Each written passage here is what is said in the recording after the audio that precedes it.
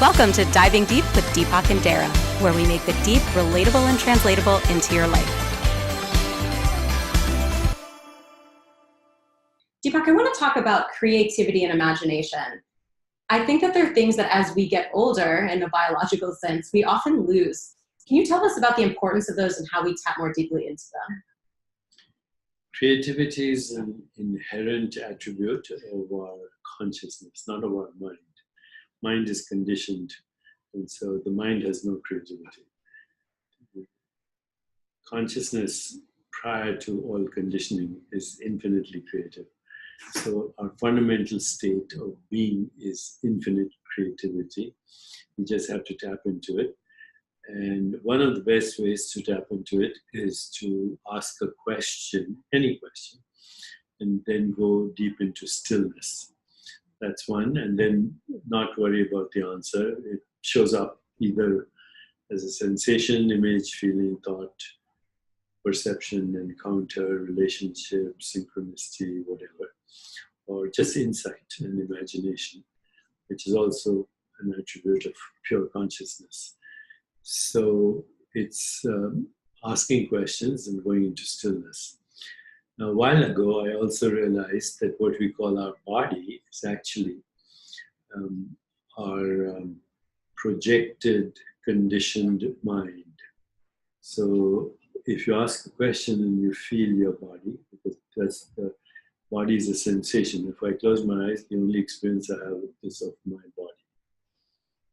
If I open my eyes, then I have the experience of color, shape. But with my eyes closed, the only experience I have of my body is sensations. I can hear sounds and things like that, but if I just pay attention to my body, all it is a bunch of sensations.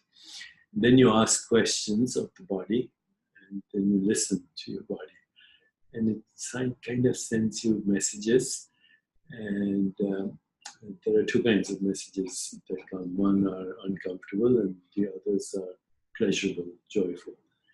If you get a pleasurable, joyful response to the question, that's important because that is actually an evolutionary response. It's probably the right response. Then, by and by, intuitively, you learn to decipher these sensations in your body. And soon, every sensation is actually a message. And you can actually, when you're talking to another person, feel your body, you know what they're going through. Or person on the street. I mean, it can be expanded to almost, you can eavesdrop on the entire universe. Ultimately, you eavesdrop on the cosmic mind, which is when your body doesn't send you any messages except it's not there. It disappears. And then you know you're eavesdropping on the cosmos. That's creativity, vision, imagination. They're all connected. Now, I teach creativity to other people not yet cultivated this awareness, and I talk about various steps. First, there's an intended vision, then there's information gathering, then information analysis, then incubation, then insight, then inspiration, then implementation, then incarnation. So all creativity is a death and a resurrection. Creativity is a new story, a new context, new meaning, new relationships, or even if it's the old relationship, a new expression of those relationships. Death, resurrection in between these 9 steps, which I just told you. I've tended to find in my experience, and I'm curious what your feedback is to this, that imagination is sort of the portal for me to create my reality or manifest something. What is your take on that? Yeah, imagination, as the word implies, is creating images in the mind. So imagination comes from the word image.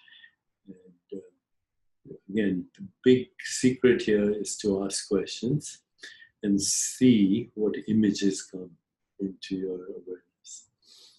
A lot of those images are, of course, memories and conditioning, personal desire. So I always kind of distinguish between something that's a personal desire and that's a bigger vision. Love it. So Deepak, if you were forced to, because you probably wouldn't even want to, so let's say you had no option, which we already know is a faulty premise, but to switch lives with someone for one day, whose life would you want to take over for the day and try out?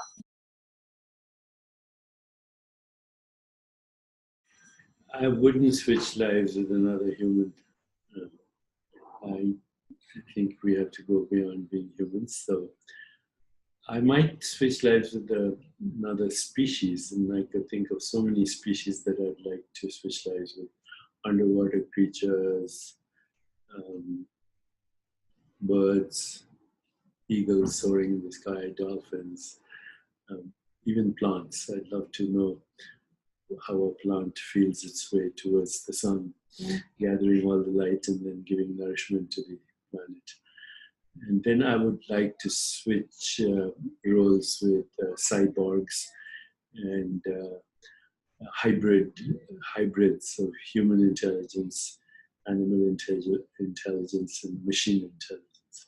I love your answer. I would love to create a new species out of that. And you're going to mate with the interspecies. Yeah.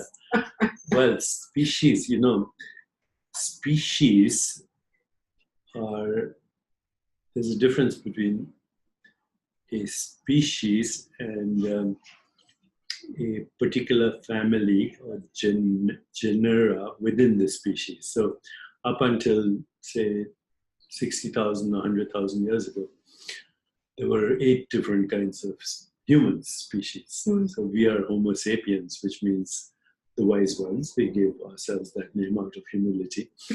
But then we gave other species names to Homo erectus, habilis, Neanderthals, Florences, etc. And all these species, the species, very interesting, the species mates only with its own kind. But it still belongs to a larger family, like a lion, a tiger, a panther, a cat, a cheetah, a leopard. They're all the same family, but they are different species. So species don't mate, cross-mate. But I think in the future we'll be able to do that through, if not naturally, but through the mixing of genetic material, and therefore we'll be able to create new species. And that'll be the next civil rights movement, will be diversity amongst species. Yes. Well, thank you. As always, fascinating to learn with you and be with you. Everyone, thank you for tuning in. We'll both give you a thank you for that. Thanks so much for tuning in. If you want to hear more, enjoy a free masterclass with Deepak and myself on living a more meaningful life, along with a guided meditation at darrah.co/Deepak. You can also subscribe to our channels, comment below, let us know what you loved, what you'd love to hear more of, or follow us on Instagram and Twitter, where we'll share daily knowledge droppings at Deepak Chopra and at Darrah B. See you next time.